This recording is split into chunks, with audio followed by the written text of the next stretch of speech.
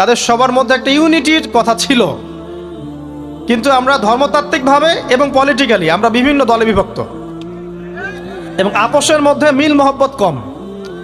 বাইরে হয়তো আমরা বলি যে আমি একজন ধর্মতাত্ত্বিক দলের সদস্য, সে আরেকটা ধর্মতাত্ত্বিক সংগঠনের সদস্য, সে আরেকটা মানহাজ ফলো করে, সে আরেক জামায়াতের, সে আরেক তরিকার ইত্যাদি। আমরা সবাই এক, যদি আমরা বাইরেই কথাটা বলি, কিন্তু অন্তর থেকে কিন্তু আমাদের এই বিষয়টা আসছে না। তো দেখুন, ধর্মকেন্দ্রিক অনেক প্রবলেম থেকে গেছে এখনো। আবার আল্লাহ রাসূল সাল্লাল্লাহু আলাইহি ওয়াসাল্লাম হাদিসের মধ্যে এবং আল্লাহ পাক কোরআনের মধ্যে ধর্ম নিয়ে বাড়াবাড়ি করতে নিষেধ করেছে।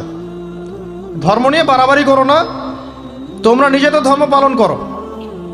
তা আমরা নিজের ধর্ম যতটা না পালন করি, অন্যের ধর্মের দিকে আঙ্গুলটা তার চেয়ে বেশি তুলি। আমরা আগে নিজের রিলিজিয়নটাকে ঠিক মতো পালন করি, দেখবেন সমাজ ঠিকই পরিবর্তন হয়ে গেছে ইনশাআল্লাহ।